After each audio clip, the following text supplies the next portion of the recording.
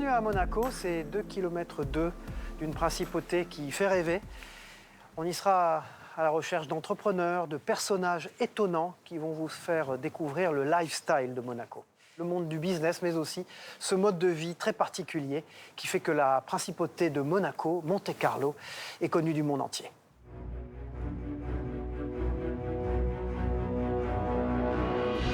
Monseigneur, merci de nous recevoir dans ce palais de Monaco. Ce film va raconter, c'est une galerie de portraits de gens qui ont choisi Monaco, à la fois pour son attractivité économique et aussi pour son lifestyle. C'est au fond un terreau économique pour les chefs d'entreprise. On connaît la principauté pour son aspect glamour, on connaît moins la principauté comme fleuron économique avec un budget positif sans dette déjà. Une exception en Europe. Absolument. Si vous voulez, l'équilibre budgétaire est indispensable pour d'abord pour la bonne santé des finances de l'État, mais pour aussi notre indépendance financière. Le fait que nous ayons signé des tas d'accords avec plus de 40 pays sur la transparence fiscale et bien sûr de lutte contre le blanchiment d'argent, nous a donné cette assise et d'autant plus que ça offre aussi des opportunités d'investissement en principauté.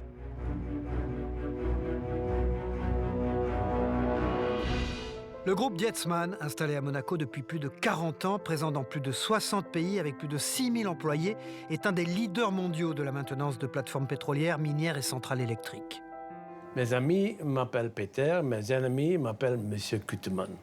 J'ai créé la société Dietzmann en 1977 en Pays-Bas et nous garantissons à le client la disponibilité champ de production. Ça, c'est notre métier de corps spécialiste de maintenance technique d'installation de production continue pour le pétrole et le gaz et d'électricité et de minières.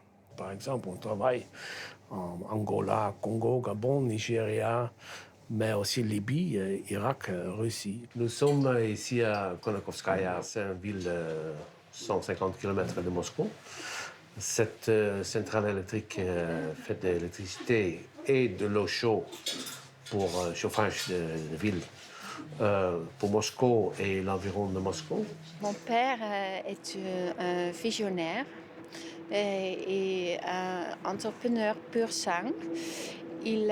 Nous avons à apprendre beaucoup de choses de lui. Dietzmann était toujours là et on savait d'où on peut manger. Il a toujours dit, si ça va bien avec Dietzmann, ça va bien avec nous. Si ça va pas bien avec Dietzmann, nous avons un problème. Alors, c'était toujours là. Les deux filles, ça c'est Anouchka, ça c'est Germaine. Ça sont les successeurs dans le futur de société. On a commencé en 2001 et à partir de 2002, on a gagné des contrats qui se sont multipliés jusqu'en 2010. Et en 2011, on a fait l'acquisition d'une société russe appelée Rep Engineering qui travaille dans 4 centrales électriques russes, une au nord de Moscou, celle que vous avez vue, 2 autour de Yekaterinbourg et une dans le Caucase. À Monaco, vous êtes très bienvenus et très bien vus. Le gouvernement apprécie beaucoup notre contribution à la vie économique à Monaco, mais il y a aussi beaucoup de philanthropie à Monaco. Je crois à Monaco, en philanthropie, très important. Ce n'est pas toujours connu. Je crois que tous les résidents qui veulent, ils doivent contribuer aussi à cette image de Monaco. Ça, c'est une photo prise à le circuit de Castellet, Port-Ricard. Dans mon époque, j'étais pilote automobile dans la FIA-GT. On a fait des essais et le prince Albert à côté de moi, parce que le prince était toujours très, très, très sportif et très rapide dans la voiture. J'étais étonné le temps qu'il a fait au circuit.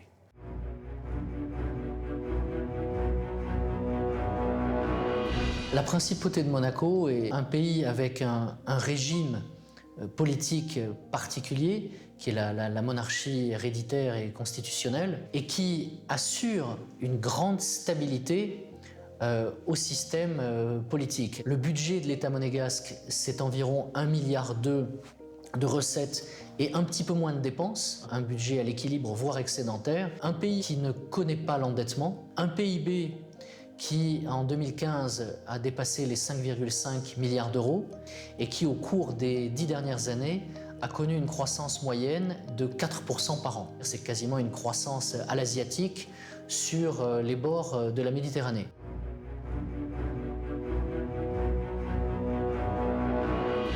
Depuis 3 décennies, l'Université internationale de Monaco forme des étudiants du monde entier au métier du luxe et de la finance.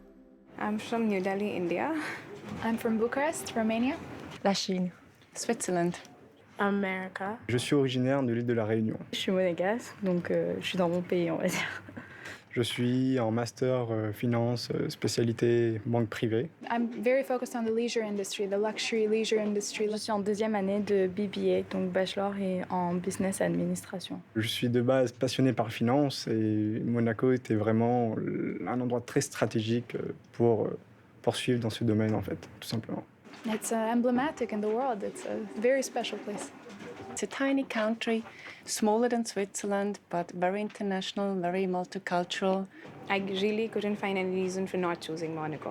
Cette université, elle est à l'image de la principauté. Elle est très, très internationale. La marque Monaco elle-même est quand même très attractive, en particulier dans certaines régions du monde. C'est une école de management, mais elle s'est spécialisée sur les grands savoir-faire reconnus à Monaco, puisque c'était la logique. Qu'est-ce qui va faire qu'un étudiant vient de Chine, d'Inde, d'Amérique ou d'Allemagne pour faire ses études à Monaco? Notre master est dédié aux élèves intéressés à rentrer dans les domaines du luxe dans plusieurs secteurs, surtout la mode et les accessoires, les bijoux, les montres, les hôtels bien sûr. Une autre chose très importante, c'est la relation qu'on a avec les professionnels et la principauté. On a eu des partenariats assez forts, on a des collaborations assez fortes avec les marques. C'est une chose très appréciée par les élèves. Alors, je suis en charge des carrières, des services des carrières, des relations avec les entreprises, des partenariats avec les entreprises, et puis de ce qu'on appelle Executive Education, c'est la branche formation continue de l'université. L'une des spécificités, c'est une des choses dont je suis plus fière par rapport effectivement à ce qui a été développé ici, c'est ces interactions multiples avec le monde professionnel. Ce matin, on était invité l'AMAF, donc l'association monégasque des activités financières, organisait un colloque et on a eu la chance donc d'avoir une intervention avec le ministre des Finances lui-même. Et donc il y a vraiment un microcosme géographique, mais aussi au niveau des acteurs, qui est très intéressant et qui, je pense, est assez unique. Je suis donc professeur de management, intervenant extérieur. Je suis en fait directeur général d'une grosse entreprise à Monaco, une entreprise d'origine chinoise. Et j'ai commencé à intervenir à l'université il y a environ 5 ans. Et mon rôle, c'est vraiment de faire un petit peu le pont entre le côté académique, qui est important, mais comment utiliser ces compétences, utiliser ces connaissances dans la vie réelle, en fait. Le Monaco Yacht Show est le 2e événement après le Grand Prix de Monaco. Organisé dans l'enceinte de l'emblématique Port Hercule, le Monaco Yacht Show est le lieu unique pour venir admirer, visiter et acheter les super yachts exposés par les chantiers navals les plus reconnus au monde. Le Yacht Show, c'est le 2e événement en termes de taille, je dirais, et surtout de retombées économiques pour la principauté après le Grand Prix de Formule 1. Donc le Monaco Yacht Show réunit pratiquement 600 exposants qui viennent de nombreux pays de 4 coins du monde. Et l'exposition à flot regroupe 125 yachts, dont la taille moyenne des yachts exposés atteint 47 mètres. C'est à la fois un événement business pour ce marché de cette industrie du yachting. C'est vraiment une industrie très importante pour la place monégasque. C'est la 4e industrie pour le pays. Ça totalise à peu près 1500 emplois pour la principauté. Et des chiffres que j'ai à ma connaissance, en 2015, ça a représenté 750 millions de chiffre d'affaires. Il est devenu leader de ce monde des salons nautiques mondiaux. Riva, la marque de légende, est présente à Monaco depuis les années 50. Elle perpétue le luxe et l'art de vivre du nautisme. Je dirige Monaco Boat Service, qui est là depuis plus que 50 ans. Moi, je suis arrivée un peu plus tard, mais avant, c'était mon père qui avait mis Monaco Boat Service ici, donc qui avait mis les bateaux Riva à Monaco, soit l'hiver dans un tunnel incroyable creusé dans le rocher. Et c'est lui qui a eu l'idée pour la première fois, qui avait proposé au prince régnier de mettre des pontons dans le port Hercule. Et donc, on a presque 80 bateaux Riva ici, à l'extérieur. On en a beaucoup à l'intérieur aussi. À l'intérieur, c'est des vieux bateaux en bois, en acajou. À l'extérieur, c'est plutôt des bateaux plus grands, comme celui-là. Je trouve que c'est un petit pays, mais très international. Mes filles sont allées à l'école ici et ils ont des amis partout dans le monde, vraiment. Et je trouve que le souhait du prince, c'est vraiment de donner l'idée de l'excellence à Monaco, mais pas seulement l'excellence de l'argent, attention. C'est l'excellence du bien faire, de l'environnement, c'est la recherche, c'est l'art, c'est la musique, donc c'est un petit rêve. Silversea, un des leaders mondiaux des bateaux de croisière haut de gamme, propose des destinations uniques du pôle Nord au pôle Sud en passant par la Riviera. Un Rolls-Royce Silver Cloud est passé. Et M. Theravaz et mon père ont dit ce que nécessite, c'est une Rolls-Royce de la mer. Et c'est de là que c'est parti la Silversea. Il a une vocation touristique et de la mer. Alors, c'est les deux choses que ça m'accompagne. En plus, nous avons créé une nouvelle division que c'est la Silversea Expedition. Il fait un produit différent.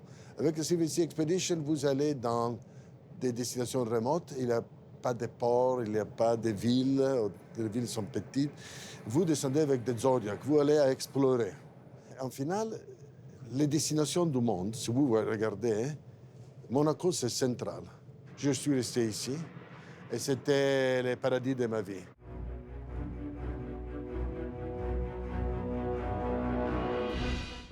Chef au prestigieux Monte Carlo Beach, Paolo Sarri est le premier dans le monde à avoir obtenu une étoile 100% bio au guide Michelin.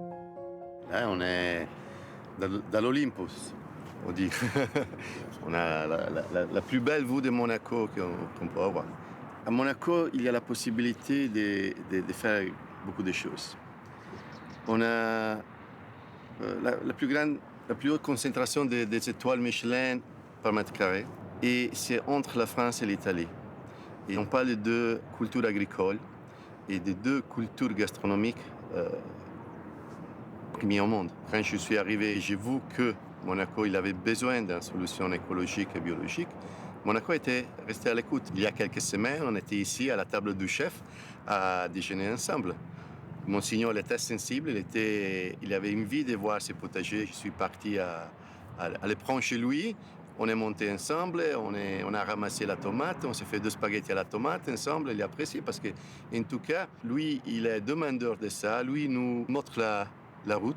Grazie. Merci beaucoup. C'est moi qui vous remercie pour cette visite. Merci. Merci encore. Alors, Paolo, je l'ai recruté il y a 4 ans et demi. Ça a été un coup de cœur. Paolo m'a tendu la perche du bio que je me suis empressée d'attraper. Ce qui nous a amené en 2014 à être récompensés, couronnés au-delà de nos espérances, parce que c'était finalement assez rapide. Le guide Michelin nous a honorés d'une étoile bio et on ne connaît aucun endroit au monde qui la détienne. On était très fiers, on est toujours très fiers, très heureux, parce qu'en plus on a ouvert la voie à plein de choses, à plein de jeunes qui s'engagent dans cette voie. Et plus on présentera un projet qui s'appelle Moses Bio, c'est un jardin flottant. Donc, encore une fois, Monaco, c'est la mer. Donc, si dans les mètres carrés, on n'a pas plus beaucoup d'espace sur la terre, on va profiter gentiment de la mer.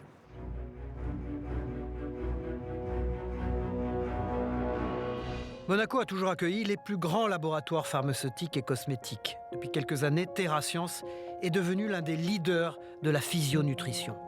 Donc, j'ai fait mes études sur Marseille. J'étais médecin généraliste et ensuite je me suis spécialisé en nutrition.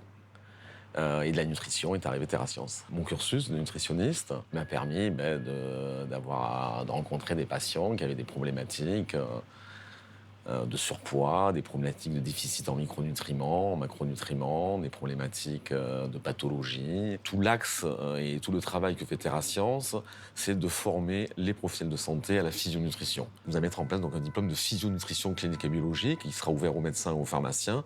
Et c'est une grande première dans la vie des diplômes universitaires. Monaco est un pôle d'activité au niveau pharmaceutique. Il y a beaucoup de laboratoires qui sont présents. C'est une ville qui est reconnue dans le monde entier. Et par les antécédents de plusieurs laboratoires qui sont sur Monaco, il y a réellement donc une plateforme d'innovation. On a choisi Monaco dans la mesure où c'est beaucoup plus agréable, on est près de la mer, Et puis cet environnement de laboratoire et ce pôle d'excellence qui existe sur Monaco en termes de pharmaceutique et de compléments alimentaires.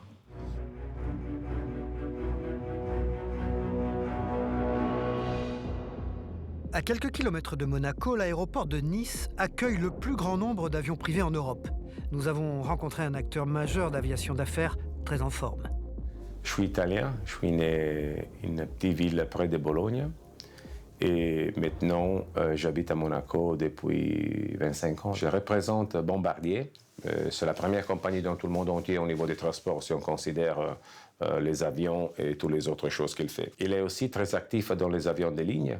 Mais moi, je représente que la partie des avions privés, les avions d'affaires. J'avais commencé comme pilote d'avion. C'était mon boulot principal. J'ai fait ça pour 15 ans, 18 ans là. Et après, j'ai commencé à les vendre. J'avais choisi Monaco à l'époque parce que c'était une ambiance internationale. À partir du moment que je vends des avions d'affaires, pour moi, c'est la place où il faudrait être pour vendre les avions. Et en plus, il faut dire là que même la météo, là, il est toujours agréable. Alors là, c'est pas mal. Nice, il n'est pas très loin, ça fait 20 minutes de voiture là. En plus, si vous voulez, il y a un service d'hélicoptère là, que je pense que c'est le seul service d'hélicoptère dans tout le monde entier. Moi, j'ai jamais vu un service d'hélicoptère comme ça, chaque 10 minutes ou 15 minutes, des hélicos là, qui vont à Nice. Là. Je trouve extraordinaire. Mais qu'est-ce que j'aime beaucoup faire, c'est du vélo.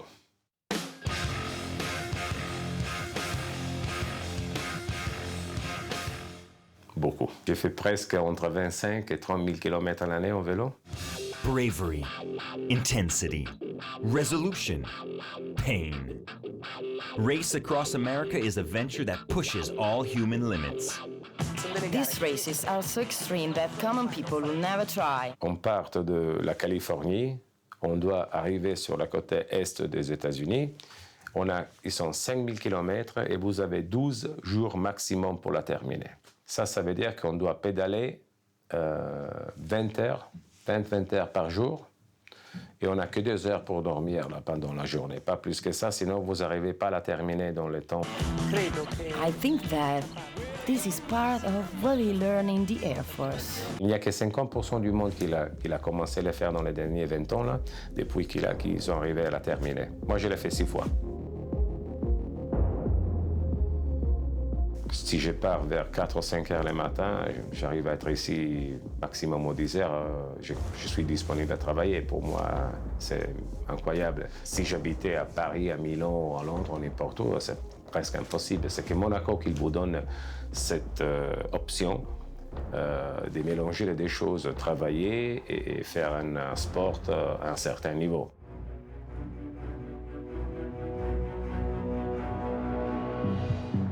Fondé en 1935, Bell, un des leaders mondiaux de l'aéronautique, a choisi Monaco pour lancer son nouveau modèle d'hélicoptère. Je suis de Marseille, donc j'ai eu une carrière un peu à l'international qui m'a porté un peu partout dans le monde. Je vis aux États-Unis, donc je suis en charge, je suis directeur général des ventes pour Bell. La société Bell, c'est la société historique de l'industrie hélicoptère qui a plus de 10 000 employés, qui rayonne un peu partout dans le monde. C'est une société qui fait à peu près 4 milliards d'euros de chiffre d'affaires. Monaco est une place unique au monde, en fait, où d'un point de vue culturel, les nationalités qui s'y retrouvent, les différentes personnes. C'est un endroit pour nous qui nous permet d'avoir un rayonnement international. C'est une plaque tournante aujourd'hui de l'économie mondiale. Nous sommes dans un lieu merveilleux à Monaco, sur le port, ici, à l'occasion du Monaco Yacht Show. C'est un grand événement pour nous. On a décidé de faire notre lancement mondial pour une machine unique qu'on a décidé de présenter à nos clients pour la première fois. Et donc, on a fait la cérémonie de lancement de notre nouvelle machine, le Bell 525. Monaco est l'endroit où on doit être. Monaco Legend Group est né d'un autodidacte, promoteur immobilier qui consacre un lieu unique à l'art et aux objets vintage et voitures de collection. En principauté, la voiture a toujours été une tradition et un élément important dans la vie des Monégasques. Depuis les années 20, quand le premier Grand Prix a commencé, chaque année il y a un Grand Prix. On a un automobile club qui s'occupe très bien de tout ce qui est autour de la voiture, de tous les événements. Et après, j'ai essayé de développer cette activité. Moi, je suis né aux États-Unis avec passeport italien. Et mes parents étaient d'origine d'Égypte. J'ai fait tout type de métier, étant donné que je n'avais pas fait de grosses études, j'avais préféré travailler. Bonjour Alix. Bonjour, bonjour. C'est quelqu'un qui sait mettre la main à la pâte, se retrousser les manches et il a fait en sorte de construire une équipe, de trouver des marchés. Monaco Légende est né, premièrement, d'une passion que j'avais si bien sur la voiture ancienne que la montre vintage, la montre de collection, la malle ancienne et tout objet vintage. Aujourd'hui, j'en fais de cette activité aussi une maison de vente aux enchères, où on a la salle de vente aux enchères incorporée dans nos locaux, avec un élévateur qui vous amène la voiture et qui redescend la voiture. Donc une vente aux enchères dynamique. Je te remercie. Merci à toi. Je juge à 3000. Je suis un acteur qui s'investit en principauté, donc je crois dans ce pays et j'invite tout le monde à venir s'installer, si bien des retraités comme des entrepreneurs. C'est mon premier immeuble que je construis à Monaco en principauté, qui s'appelle Pavillon Diana, comme souvenir à ma maman. En principauté, tous les services administratifs sont très réactifs et donc vous facilitent les tâches pour développer tout type d'activités, ce que je pense que je n'aurais pas pu faire autre part. Aujourd'hui, tout est facile ici.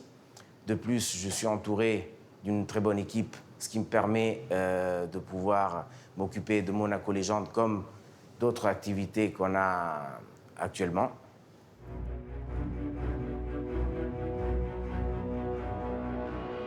Quelque chose qui vous tient vraiment beaucoup à cœur, qui est le sport. Monaco est capitale d'envergure internationale de sport. J'ai baigné dans une atmosphère sportive depuis très longtemps et j'aime beaucoup ces contacts très francs et très directs. Et je pense que c'est le sport qui amène cela. Et il y a tout de suite une complicité quand on sent que quelqu'un a fait du sport de haut niveau, était un peu éduqué avec cette mentalité positive, sportive. Ce soir, il y a un match important contre l'équipe de Tottenham.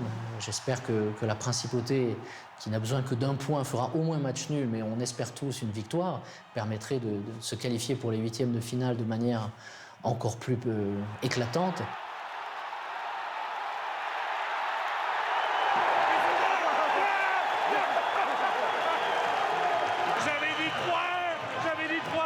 Et puis c'est vrai que l'équipe de basket a encore remporté son match hier. Le Prince est allé féliciter les joueurs. On sait à quel point le sport est important pour lui et à quel point il est engagé. Et c'est aussi à cause de cet engagement que nous nous disons ces entités sportives sont pour nous le meilleur vecteur, le meilleur moyen de faire parler de Monaco. J'ai gagné ma demi-finale contre le champion d'Europe et là ma finale contre le meilleur boxeur de Suède. Donc médaille d'or, qualifié pour les championnats du monde en novembre. Donc voilà, comblé, vraiment. Monaco Mediax gère et organise des événements exceptionnels, aussi différents que le Festival de télévision de Monte-Carlo, le Sportel ou le Salon Imagina Dental. À sa tête, un ancien sportif professionnel qui a rendu tous ces événements incontournables à Monaco. La boxe m'a beaucoup apporté. C'est l'école de la vie. À la base, il y a quand même un certain tempérament à avoir, qui, bon, malheureusement, n'est pas toujours peut-être quelque chose de positif à la base. Parce que bon, moi, j'ai quand même commencé la boxe parce que j'étais un petit peu agressif. Malheureusement, j'avais un comportement un peu turbulent. Et mon père m'avait recommandé d'aller canaliser ça dans une salle de boxe, sans penser que, bien entendu, j'allais faire des combats et faire une carrière, quoi. J'ai eu l'opportunité de rentrer à Monaco Media. Et là, bon, j'ai mis en place certains challenges. Le festival de télévision a été créé en 1961 par le prince Régnier III. Désormais, c'est le prince Albert donc, qui est le président d'honneur. Et moi, je suis le vice-président délégué. C'est une manifestation internationale. Et on invite également 350, je pourrais dire, talents, donc producteurs, réalisateurs, acteurs, actrices, pour promouvoir leur show. C'est une vitrine pour la principauté. Portel, c'est le plus important marché des droits sportifs au monde. On est leader dans ce domaine. Mais la qualité, je veux dire, les images de sport, c'est magnifique. Il y a vraiment des images qui peuvent vous faire arriver les larmes aux yeux. C'est magnifique. C'est une manifestation qui compte économiquement pour la principauté de Monaco. Et au niveau du dental, je m'implique aussi un petit peu dans cette manifestation. Et je pense que cette année, on devrait commencer à avoir un événement qui est bénéficiaire. Et ça, c'est important parce que c'est l'objectif qui est fixé.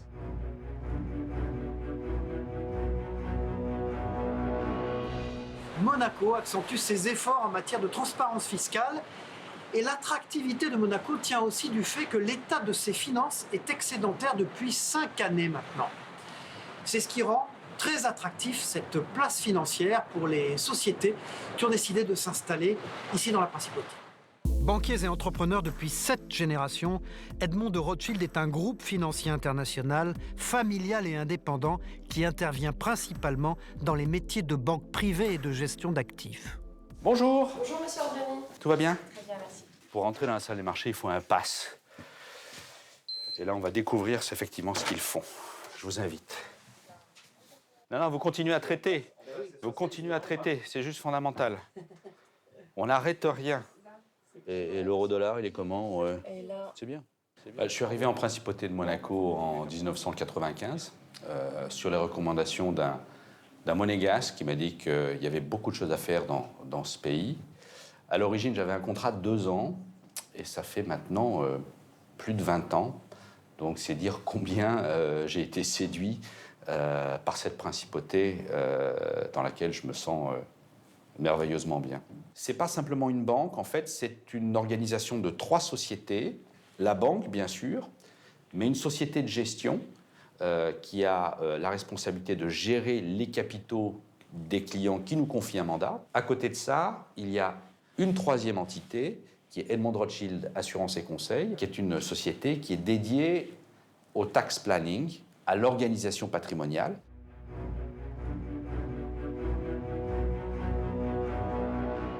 Monaco Asset Management est le plus important gestionnaire de fortune privée à Monaco. Bon, pour nous, la spécificité, c'est d'essayer d'offrir quelque chose qui est un peu plus, on va dire, flexible que ce qui peut se faire dans une grande entité ou dans les grandes banques. On peut vraiment appliquer une gestion, une relationnelle un peu plus personnelle, puisqu'on n'a que 150, 160 clients dans notre entité. Il y a évidemment un avantage fiscal à venir à Monaco, mais c'est loin, et très loin d'être la seule raison pour laquelle quelqu'un s'installe ici. Je vois semaine après semaine aussi des demandes d'installation de différentes sociétés. Les différents acteurs économiques de différents pays, de différentes régions du monde ont une meilleure connaissance de la principauté et des réalités économiques de la principauté et ont envie de nouer des contacts, mais aussi bien sûr de faire des affaires et d'avoir ces liens économiques avec la principauté. Il y a une petite dizaine de manifestations par an qui sont liées avec la Monaco Economic Board. Presque une par mois, au fond, presque, hein, ça représente. Pratiquement une par mois. S'il y a un voyage officiel que je fais dans un autre pays. C'est le cas de Moscou il y a quelques jours. Hein. C'était le cas. On vous a suivi à Moscou. Où il y avait bien sûr une forte délégation de la Monaco Economic Board et donc qui a poursuivi, si vous voulez, les contacts au niveau économique avec leurs homologues russes. Aujourd'hui, nous sommes dans la Chambre de commerce et de l'industrie de Moscou. Et nous sommes venus en force avec toute la délégation monégasque pour essayer de maximiser les échanges commerciaux entre Monaco et la Russie. L'immense avantage de Monaco, c'est qu'en étant une place cosmopolite, elle est devenue une place économique importante. Et personne ne se doute à quel point la diversité est l'atout principal de Monaco. Beaucoup de gens pensent que Monaco, ce n'est que du tourisme. Eh bien, pas du tout. Monaco, c'est vraiment un panel d'activités différentes, un panel de technologies, un panel de pôles économiques qui est extrêmement important et surtout avec une vitalité internationale à l'intérieur de la principauté qui est sans égale. Moi, je fais des dîners à la maison avec des amis, pas des où on est, quand on y est 12. On arrive à être 12 nationalités différentes, un peu moins maintenant parce que ma femme est devenue monégasque, mais elle est belge d'origine, donc ça veut dire vraiment mondial, quoi. Michel Dota, bonjour. Merci de nous recevoir au Monaco Economic Board. C'est un nom étrange pour une chambre de commerce. Vous pouvez m'expliquer le... Monaco Economic Board, ça parle de soi-même. Nous ne sommes pas seulement une chambre de commerce, nous sommes aussi une agence d'investissement. À chaque mission économique, nous avons des contrats qui se réalise. Lorsque nous avons été à Moscou, c'était à la demande de notre ambassadeur. Et lorsqu'elle a commencé son organisation, il y avait un côté politique, il y avait un côté touristique, et puis culturel aussi. Et donc, elle a songé tout de suite à un côté économique. Aujourd'hui, de nouveau, nous avons de nombreux propriétaires d'entreprises, donc vraiment des propriétaires d'entreprises, qui s'installent en principauté parce qu'ils y trouvent une qualité de vie qu'ils n'arrivent pas à trouver ailleurs. En partenariat avec le groupe Nice Matin et le Monaco Economic Board, chaque année, 6 trophées sont remis à des entrepreneurs remarquables ayant contribué à la promotion de l'excellence monégasque. Vous, tous choisi Monaco, parce que c'est un lieu unique pour vivre et pour entreprendre au quotidien. Car Monaco, nous le savons, est une terre d'entrepreneurs. C'est comme ça que sont nés les trophées du Club de l'Éco de Monaco. C'est de montrer toute la palette et toute la diversité et toute la créativité du tissu économique monégasque qui est infini. Et on découvre chaque année des parcours individuels, des réussites tout simplement incroyables.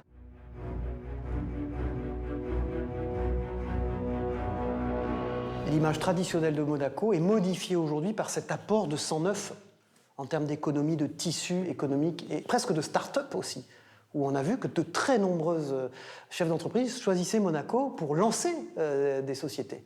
Tout cela contribue au rayonnement de la principauté, mais aussi à son attractivité économique et de bonne gestion et de bonne gouvernance. Un Suisse et un Monégasque se sont associés pour créer Planet of Finance, opérant dans plus de 60 pays avec un réseau de plus de 22 000 experts financiers. Rien ne mérite d'être entrepris si ça n'est pas au bénéfice de l'humain. Donc les affaires pour les affaires, l'entreprise pour l'entreprise, qui n'a pas pour finalité d'améliorer la vie des humains, ne fait pas de sens.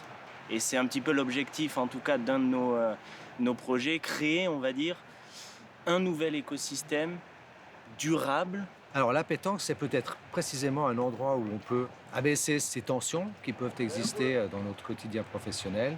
Et nous nous retrouvons parfois autour d'un verre de rosé, d'un poisson grillé ici au cabanon.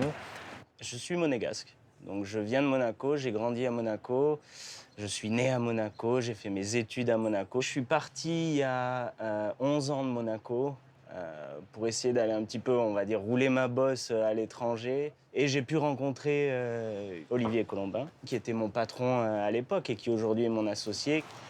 Et aujourd'hui, il n'existe pas de moyen standardisé de s'assurer que l'origine de vos fonds est conforme ou est légale.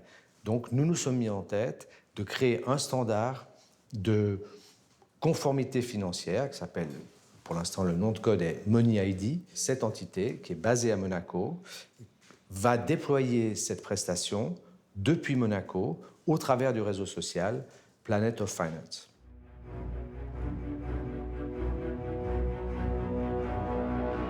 Rosemont International est spécialisé dans l'accompagnement, le conseil des entreprises et des particuliers. Le groupe Rosemont a été créé pour les clients internationaux qui sont basés à Monaco. Savoir comment bien structurer et bien gérer leurs biens qu'ils ont en dehors de Monaco ou à Monaco. Et aujourd'hui, c'est très compliqué pour ces personnes de savoir comment détenir et gérer ces biens en toute transparence fiscale. Je chapeaute le département maritime qui est dédié à la Grande Plaisance et dans lequel on va conseiller les armateurs qui sont sur le point de faire une acquisition. On va être un associé en fait du courtier qui lui va vendre le bateau et on va permettre aux clients en fait de s'occuper de tout ce qui entoure en fait l'acquisition et la gestion du bateau. L'idée de Rosemont Consulting, c'est de pouvoir accompagner un client, quel que soit son pays de résidence, pas seulement des clients résidents à Monaco, loin de là, de l'accompagner au niveau international dans les projets à la fois privés ou professionnels qu'il a, qui impliquent plusieurs juridictions.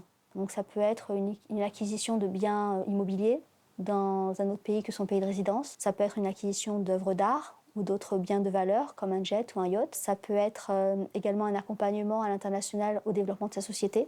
Et ensuite d'accompagner ces personnes qui ont des actifs dans différents pays, des projets professionnels ou privés dans différents pays, des changements de résidence, de la planification successorale. Tout ça est fait au sein de l'entité Rosemont Consulting, qui est une filiale du groupe de la société Rosemont Monaco. Monaco représente beaucoup d'attraits, que ce soit au niveau que l'on connaît déjà, comme la sécurité, la stabilité. C'est aussi un lieu excellent pour s'installer en famille avec des enfants. Monaco, c'est la possibilité d'avoir des structures très flexibles, avec des faibles taux d'imposition ou peu de taux d'imposition, en tout cas à titre personnel. Monaco, c'est intéressant pour Rosemont parce que c'est une plateforme où les gens de toute nationalité, toute origine se rencontrent. Et j'ai bien fait de venir parce que j'ai rencontré ma femme et j'élève mes enfants ici.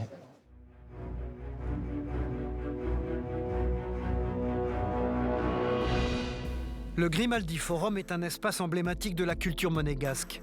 Avec un design spectaculaire, au concept écologique et durable, ce centre culturel de 70 000 m² est entièrement gagné sur la mer Méditerranée.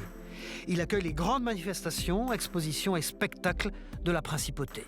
On a la particularité d'être à la fois centre de congrès et centre culturel de la Principauté. Donc, en fait, il y a à peu près 80 événements professionnels de tous ordres, des lancements de produits, des conventions corporates, des grands sommets divers. Donc ça, c'est 80 événements par an, 150 000 personnes. Nous avons également des événements culturels, ceux que nous produisons, ceux que nous accueillons, de grands spectacles qui viennent de l'extérieur, mais également des spectacles qui sont produits par les ballets de Monte-Carlo, l'Opéra de Monte-Carlo, l'Orchestre Philharmonique. Et donc tout cela fait à peu près encore, je dirais, une quarantaine d'événements. Le gouvernement princier et le palais attachent beaucoup d'importance justement à cette mission de service public que nous avons. Le nouveau musée national de Monaco valorise le patrimoine de la Principauté et diffuse la création contemporaine au sein de ces deux lieux emblématiques, la Villa Paloma et la Villa Saubert. Le musée doit toujours être en lien avec le temps présent. C'est ce qui m'a toujours intéressée. C'est pas simplement de montrer des œuvres et tout ça, et puis de les entretenir, de les garder. C'est vrai que c'est ça, mais c'est aussi de transmettre. La princesse Caroline est notre présidente, et elle nous soutient incroyablement. Elle nous pousse même, je dirais. Niçois d'origine, cet artiste contemporain se partage entre Monaco et les États-Unis. Son grand-père, directeur artistique de l'Opéra de Monaco, est à l'origine de l'insigne de la police monégasque, créé en 1976. La Principauté, c'est phénoménal. Hein. Il y a 300 collectionneurs qui sont... Les premiers collectionneurs art press, ils vivent à Monaco. Hein. Puis le prince, Régnier est un grand collectionneur, le prince Albert également, et puis ils sont très tournés vers l'art. Ils donnent le ton, en fait. Le prince a voulu me rencontrer suite à la découverte du petit chien, qu'il a beaucoup apprécié. Le prince m'a donné l'opportunité de faire cette exposition. Il m'a donné le musée de l'auto comme terrain de jeu. Il y aura des pièces monumentales, il y aura à peu près une quarantaine de pièces importantes. Alors, c'est le chien de ma mère, c'est un Jack. C'est un chien joyeux. Et donc, on a décidé, après, sur les positions que le chien sont mes positions à moi. C'est des positions humaines. Mais ce chien plaît à tout le monde. Comme l'exposition se déroulera au musée de l'auto, il doit y avoir quelque chose sur le thème de l'auto, et ça tombe bien, puisque Smart veut, en collaboration avec eux, nous allons faire une Smart Totor, donc qui sera blanche et orange. Les tapis de sol auront des pattes de chien, il y aura la tête du chien sur les sièges, et un chien arrière qui regardera, pas qui bouge la tête, mais qui regardera les voitures qui suivent. Un grand chien restera dans Monaco, mais je ne sais pas encore où. Puis il y a une émulsion au niveau artistique qui est importante qu'on ne retrouve pas ailleurs.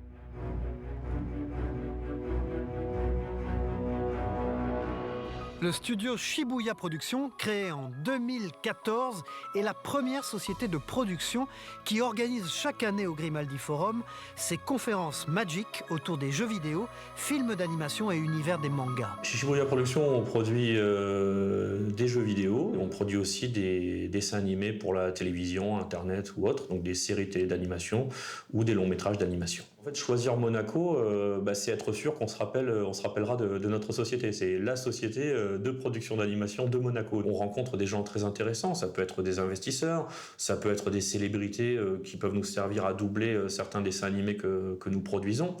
Il faut savoir que Monaco, là-dessus, est en pointe par rapport au reste du monde. Il est plus facile de rencontrer une superstar à Monaco que la rencontrer chez elle. On est très bien reçu au niveau des différentes institutions monégasques, que ce soit le tourisme, que ce soit les ministères, que ce soit même le gouvernement princier, on est toujours vu d'un œil bienveillant. Et c'est quand même quelque chose qui est, je pense, très important pour un chef d'entreprise. HVMC, l'hôtel des ventes de Monte-Carlo, est destiné à apporter un service d'expertise et de vente permanent pour Monaco et sa région, avec des représentants des plus grandes capitales du monde. Vous êtes dans l'hôtel des ventes de Monte-Carlo. La caractéristique de Monaco, c'est évidemment de générer une clientèle très diverse et très internationale. Ce qui fait que, bon, là, récemment, nous avons présenté un tableau de Fontana qui venait du Danemark, par exemple. Voilà. Il y a 3 jours, j'ai fait un inventaire en Belgique, à Bruxelles.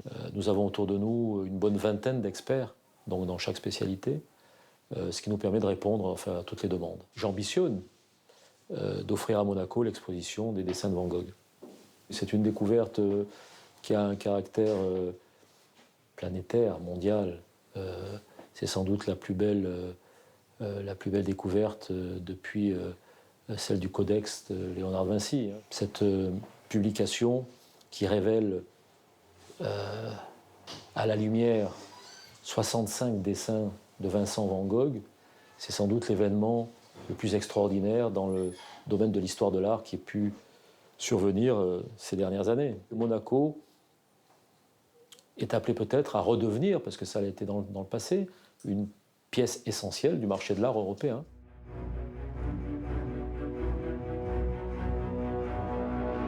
C'est incroyable ce que vous avez précédé cette mode qu'il y a aujourd'hui pour l'écologie, dans son application, j'allais dire, économique, industrielle. Vous êtes vraiment un précurseur là-dedans. Comment vous vous êtes intéressé à ça? C'est une conscience que vous avez eue super jeune? C'est d'abord un héritage familial, un héritage qui vient du prince Albert Ier, qui était, pour son époque, non seulement un aventurier, non seulement un explorateur, non seulement un grand passionné de sciences, même s'il n'était pas un scientifique lui-même, mais il s'entourait de scientifiques et il s'intéressait non seulement à l'océanographie, mais à plein d'autres sciences aussi. Et c'était le premier à se préoccuper de la nécessité de faire des parcs, de s'intéresser à la protection de différentes espèces, de parler de surpêche. C'est aussi avec mon père qui a fait beaucoup pour la Méditerranée, est à l'origine de beaucoup d'initiatives pour la protection de certains écosystèmes et de certaines espèces en Méditerranée. Donc c'est un peu tout cela qui m'a porté à m'intéresser à ces sujets-là. Et puis, en s'intéressant, et notamment dans différents voyages que j'ai pu faire, et particulièrement en océan Arctique, où j'ai compris qu'il y avait une urgence et qu'il fallait agir de façon beaucoup plus concrète et beaucoup plus directe. Alors Monaco pourrait devenir une terre de développement durable, accueillir des activités liées à cette économie nouvelle, qui, dit-on, seront des gisements d'emploi demain aussi. Il y a une commission qui est déjà en place, qui réfléchit à toute la problématique liée à la transition énergétique, à des moyens pour, bien sûr, produire moins de gaz à effet de serre et à entrevoir des mécanismes pour une économie décarbonée, ce que nous essayons de faire, même à notre échelle, même si nous n'avons pas d'industrie lourde, et heureusement. Donc nous sommes en train de mettre en place toute une série de mesures pour aller et pour pouvoir atteindre les objectifs que nous nous sommes fixés et que j'ai pu exprimer publiquement à plusieurs reprises, c'est-à-dire 50% de réduction de nos émissions de gaz à effet de serre à l'horizon 2030, et puis pour le carbone à l'horizon 2050. Ça peut paraître lointain, mais c'est dans moins de 40 ans maintenant. Lexus est le premier constructeur haut de gamme à avoir incorporé des versions hybrides et électriques. Le prince Albert II a choisi Lexus pour ses performances environnementales. Le prince s'est marié dans Lexus, dans une limousine qui a été conçue pour cet événement. Le prince a choisi Lexus pour sa discrétion, pour son élégance, et puis principalement pour son côté éco-responsable du fait de nos motorisations hybrides. Donc faible émission de CO2 et faible consommation d'essence. Sur un déplacement urbain, on va dire que vous pourrez rouler en 50% électrique.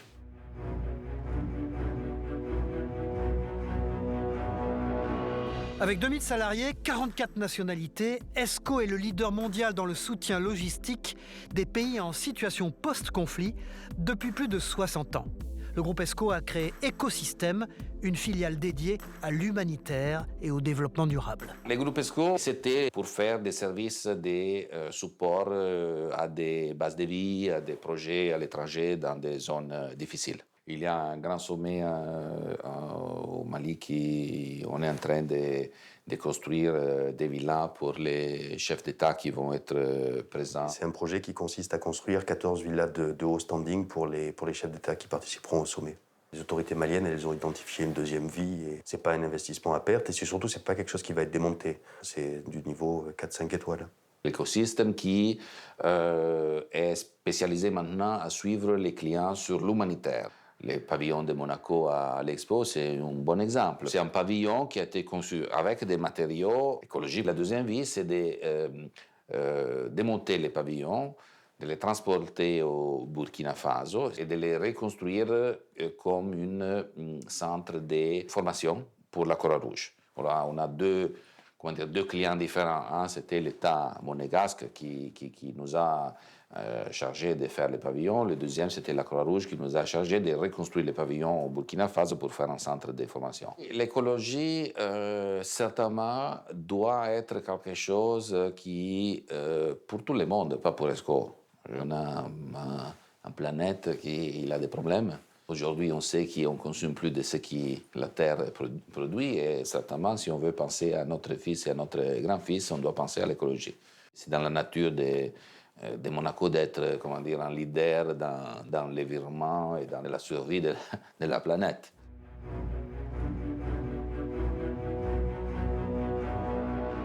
Parmi les grands projets, il y a bien sûr cette extension de la principauté, extension du territoire sur la mer, qui sera de 6 hectares. Si on arrive à faire ce projet avec des normes environnementales très strictes, j'espère que ça pourra servir de modèle.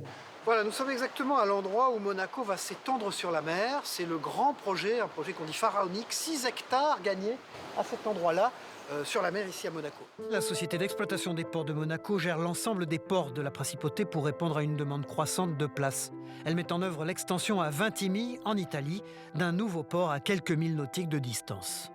Nous sommes, en tant que société, en train de réfléchir à l'expansion des ports de Monaco, entre guillemets, depuis déjà 4-5 ans. Parce qu'il y a 5 ans, nous avions compris qu'on arrivait petit à petit à saturation. C'est présenté cette occasion du port de Vintimille, ce qui nous fait, nous, doubler notre capacité actuelle. Donc c'est très important. Le groupe Marzocco est la référence de l'immobilier de prestige en principauté de Monaco. Présent depuis les années 80, il est renommé pour ses réalisations d'exception. La tour Odéon, du haut de ses 170 mètres, en est la meilleure illustration pour construire ce qui est avant tout une histoire d'homme. Le penthouse de la tour Odéon est l'appartement le plus cher du monde. Bonjour Claudio Marzocco. Dans quelques années, vous êtes devenu incontournable à Monaco en faisant cette extraordinaire tour, la tour Odéon, qui devient un symbole dans le monde entier de la modernité de Monaco. Comment l'idée de construire une tour pareille est arrivée dans un esprit comme le vôtre? J'ai eu l'idée de faire un tour. Prince Albert a compris l'importance de ce projet. Et à pousser, et à aider. C'est un peu un concept nouveau dans le sens qu'il y a un peu tout ici. Nous avons la partie logement, après il y a spa, petit café, tabac, business center. C'est un petit village en hauteur. Et passionné du travail, des marbres, de la veine, du bois. Et donc nous avons mis... C'est notre savoir-faire dans ce domaine. Il y a combien d'appartements dans cette tour? Disons 250. C'est une passion. C'est une passion. Testimoniaux, ça sera quoi par rapport à Odéon alors? Parce que là, c'est le prochain projet du groupe Marzocco ici à Monaco dans l'immobilier. Il y aura la partie domaniale, sera la tour, pour le domaine, pour les monégasques, et l'école internationale, et pour les promoteurs, il y aura une partie horizontale. Sur la partie rapport avec le gouvernement monégasque, gouvernement princier, il y a une chose qui m'intéresse, c'est la partie que le gouvernement réserve aux habitants de Monaco dans tout projet immobilier. C'est-à-dire que dans cette tour Odéon, comme demain dans Testimonio, il y a des appartements qui sont réservés aux monégasques, qui sont moins chers que les appartements qu'on peut acheter quand on est étranger. Comment ça se passe, la répartition? Ici à la tour Odéon, il y a environ 50%, c'est l'État de Monaco. Qu'est-ce qu'on trouve d'unique au monde à Monaco? C'était ma terre promise, Monaco. À la base de tout, il y a le prince Albert. Et tu peux parler, s'il y a des projets intéressants, tu peux les proposer et discuter monégasque, moi je l'appelle. Parce que vraiment, à la base de tout, il y a la liberté. Après, il y a bien sûr la sécurité, le climat social. Mais à la base, si tu regardes, à la fin de tout, il y a le mot liberté. Après plus de 20 ans de relations diplomatiques, la Chine continue d'être fascinée par Monaco. C'est Catherine Fautrier, l'ambassadrice, son Excellence Catherine Fautrier, qui est chargée de ces relations, les relations de Monaco en Chine. Mieux faire connaître la principauté de Monaco au peuple chinois. Il y a tellement de choses qu'on pourrait citer, les ballets, l'orchestre, voilà, les expositions. C'est vrai, on a la chance d'avoir une richesse culturelle absolument incroyable pour un si petit pays. Et c'est magnifique parce qu'en plus, cette culture s'exporte. J'ai toujours travaillé dans des domaines de promotion de la principauté de Monaco, que ce soit sur le plan économique ou sur le plan culturel, touristique. J'ai occupé des fonctions politiques ici, en Principauté de Monaco, puisque j'ai fait 2 mandats au Parlement. Il doit forcément y avoir une fibre quelque part qui fait qu'on a envie du meilleur pour son pays, et donc on essaye de le montrer sous son meilleur jour et de le promouvoir.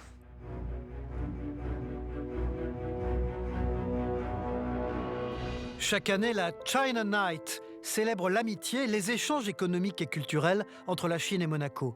Isabelle Christensen, la grande couturière, résidente à Monaco, nous fait découvrir sa dernière collection. Congratulations for the fashion show tonight. It was amazing. Thank you so much. And a lot of applause. People were very, very, very happy about what they see. That's so nice. Are you enjoying the Monaco lifestyle? And part of your inspiration comes from Monaco and that beauty of it. Absolutely. Coming to Monaco was a decision I made because I had many clients here and many friends. And I used to come to Monaco to have what I call peace of mind. Yeah. So that I could sit down and design.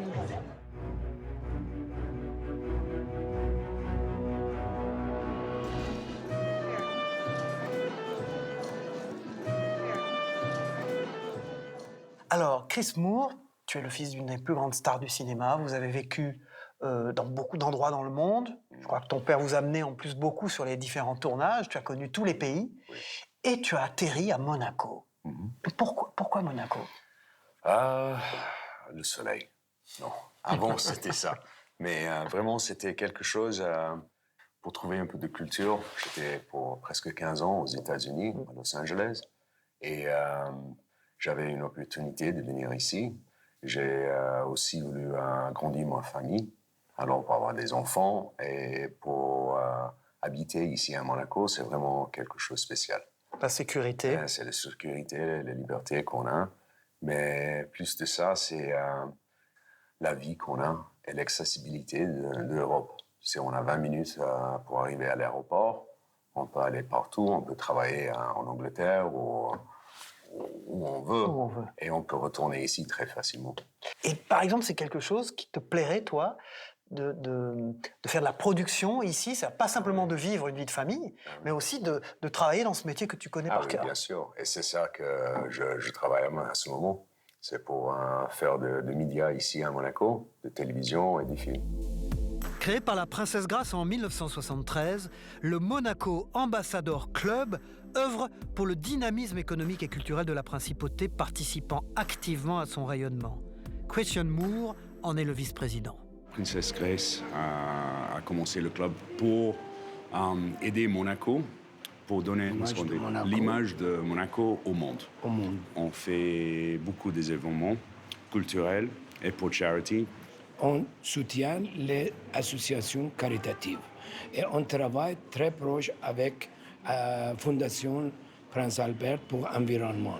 C'est aussi pour le business, que tout le monde peut venir et discuter. C'est pas seulement pour amuser. Beaucoup de membres ont fait bouger une partie de l'économie de Monaco. On a presque 300 membres. 300 membres, oui, 300 un peu plus que club. 300 membres. des ambassadeurs de pays différents, les ministres et fonctionnaires importants de Monaco. On ne peut pas choisir quelqu'un comme Goodwill ambassadeur de Monaco qu'il n'était jamais là. Il faut être quelqu'un qui connaît Monaco, il fait quelque chose de Monaco, il aime Monaco, il apporte un peu de relations supplémentaires à Monaco. Et c'est ça que les conditions d'être Goodwill ambassadeur.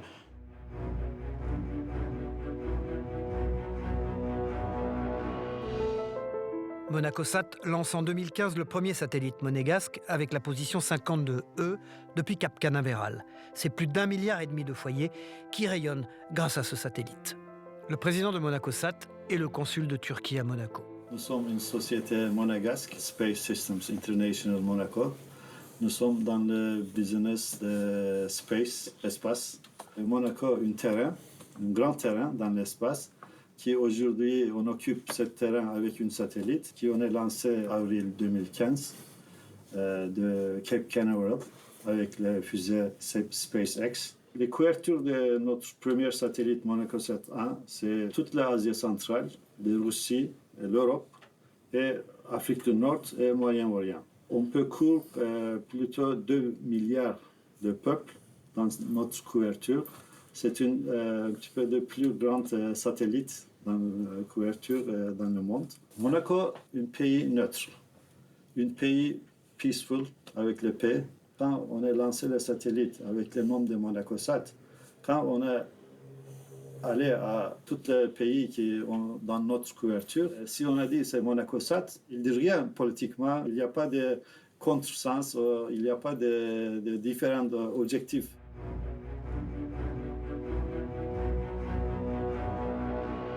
Il faut viser l'excellence avec tout ce que l'on peut offrir en principauté. Et on peut toucher, bien sûr, un bassin beaucoup plus large que la principauté elle-même. Ça fait partie du bien-être général. Je pense que ça fait partie d'une société et d'une vie d'État qui veut non seulement promouvoir des bonnes pratiques, mais promouvoir aussi le bien-être et le mieux vivre ensemble.